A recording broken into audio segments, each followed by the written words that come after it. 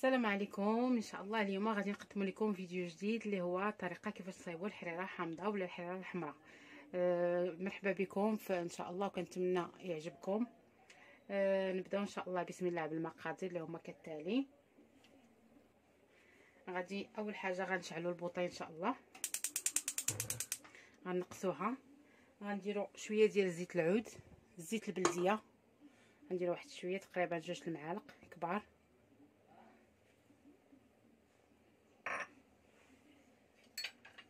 غنديروا بصله صغيره مشلضه اولا محكوكه بحال هكا، غنديروها. غنخليوها واحد شويه تشحر مع ديك الزويده البلديه.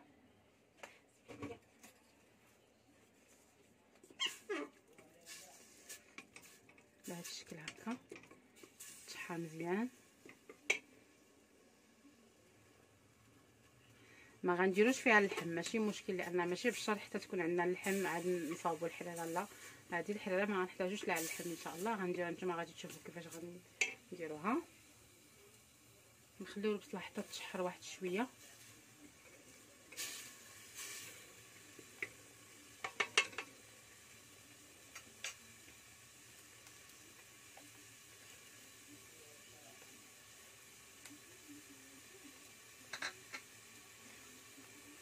غنبقاو نحركوها باش ما تلصقش لينا. ما بغيناش البصله تحرق، غير تشحر شي شويه باش تعطي المذاق ديالها.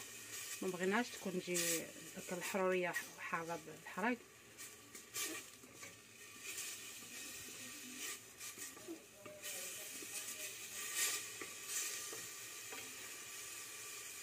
من بعد ما تشحات غنزيدو معلقه صغيره ديال السمن اللي حطينا مع السكنجبير، معلقه كبيره السكنجبير، معلقه كبيره الملحه، مع نص معلقه ديال الخرقوم، 4 معالق ديال البزار. والبزار بطبيعه الحال اللي كيبغي يزيد الحروريه غيعطي يكثر البزار.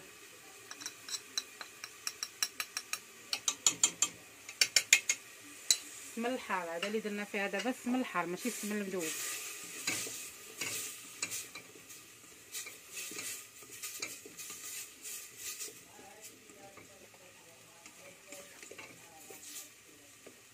دابا غادي نزيدو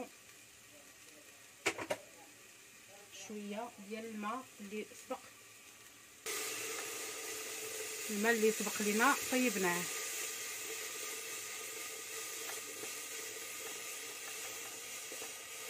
ما نديروش الماء بارد، نديرو الماء طايب. من قبل ما نبداو غنديرو مقطاج ديال الماء نعمروه ونديروه يطيب حدانا على ريحه عاطيه مع ديك البصيله والتشحيره. يا سلام. دابا غنزيدو الكرافس، الربيطه ديال الكرافس قطعناها غنزيدوها. دابا نشلو شويه ديال الماء.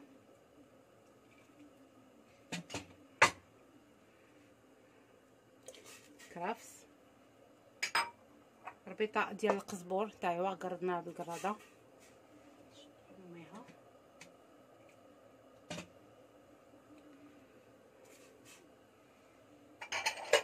نديرو كاس ديال الحمص مفسخ، كاس ديال الحمص،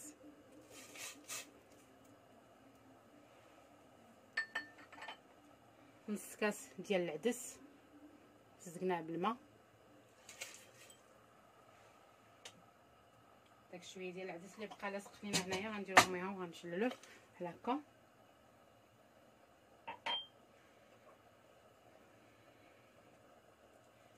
وغنزيدو مطيشه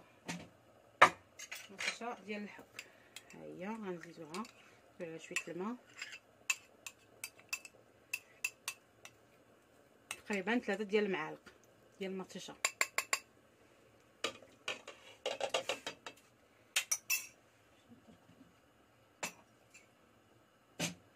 نرميها.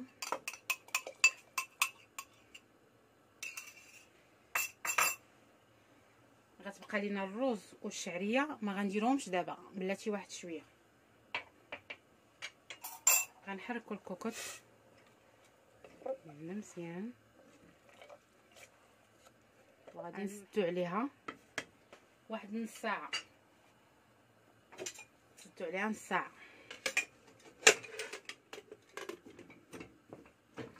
من بعد نص ساعه غنعاودو نرجعو باش نوريكم شنو اللي غنعاودو نزيدو ان شاء الله. من بعد ما دازت نص ساعه كما قلنا لكم، غادي دابا نحلوها باش نشوفوا. غادي نديرو شويه الصفاره، نهزوها شويه تتنفس ونحلوها باش نشوفوا. الا كان خاص الماء غنزيدوه، ما كانش خاصها غادي نعاودو نزيدو الرز ومطيشه كركوبات ونخليو واحد شويه تطبخ. غنديرو دابا غنحلوها دابا.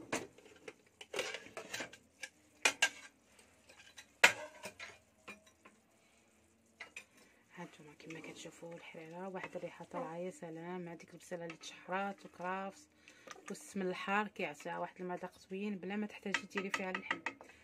هانيه دابا غنزيدو الرز راه خلينو حنا في الماء هكا باش ما يدير، باش يتنقى شي شويه. غنكبوه، نعاودو نشرب شويه الكاس بميها.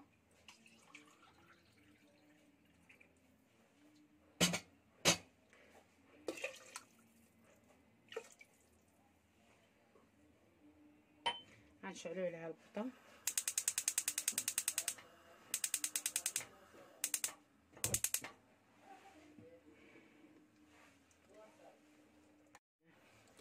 درنا الرز، غنديرو دابا مطيشه اللي حكينا بالحكاكه، جوج مطيشات صغار باش كيعطيو واحد المذاق زوين.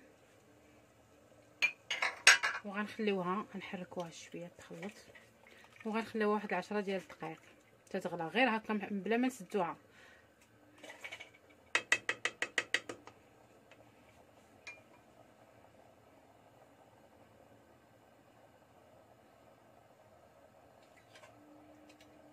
ما يحتاجوش نسدوها، نخليوها شويه تطبخ فيها ديك المطيشه طيب شي شويه. نشوفوا ديك الساعه عاوتاني الا كان خاصها شويه ديال الماء غنزيدوه، ما كانش خاصها راه غادي نديرو فيها الدقيق اللي خوضناه بالماء والشعريه رقيقه. انا غنوريكم كيفاش غنعاودو نديروها.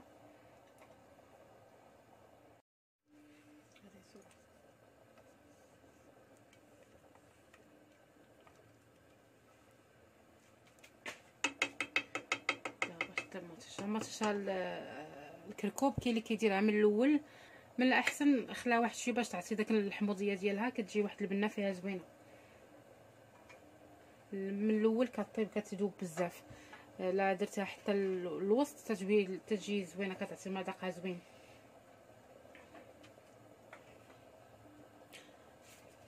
نخليوه دابا تيطبخ واحد شويه، قلنا واحد 10 ديال الدقائق، وغنزيدو الشعريه والطحين صافي. هذه هي اخر حاجه غنزيدوها ان شاء الله. يلا غنعاودو نرجعو واحد شويه.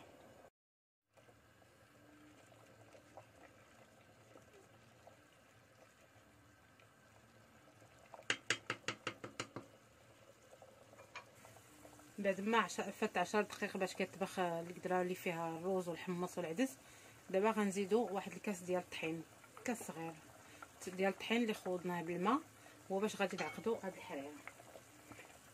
غنكبوه ونبقاو كنخلطو بشويه بشويه.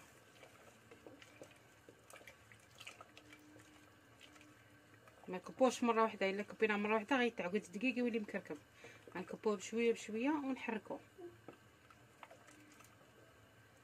باش ما يلصقش الطحين وما يتكورش، غير بشويه عليكم.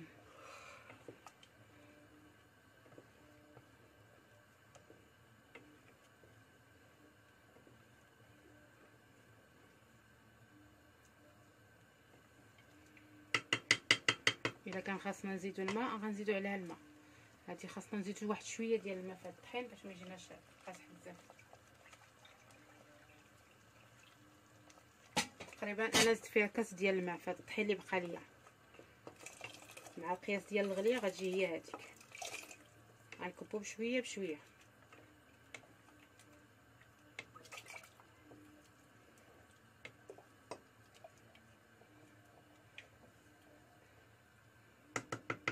نخليوها حتى تطبخ. غادي نرميو دابا الشعريه غادي نرميوها. القياس اللي غيطيب لينا الشعريه غيطيب الدقيق اللي درنا.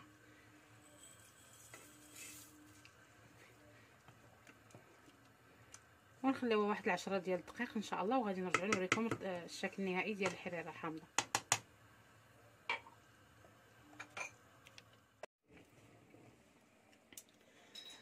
وكيكون هذا هو الشكل النهائي ديال الحريره اللي صاوبناها. ها نتوما كتشوفوا 10 دقائق طاب فيها الدقيق اللي درناه والروز والشعريه اللي زدنا هي الاخرى. صافي كندوقوا دابا الملحه الا كانت خاصه كتزيدوها، الا كانت هي هذيك صافي ما تبقايش تزيدي فيها حتى شي حاجه. ها هي ان شاء الله غنكبوها دابا، نطفيو البوطه صافي. وكيكون هذا هو الشكل النهائي ديال الحريره اللي صاوبناها.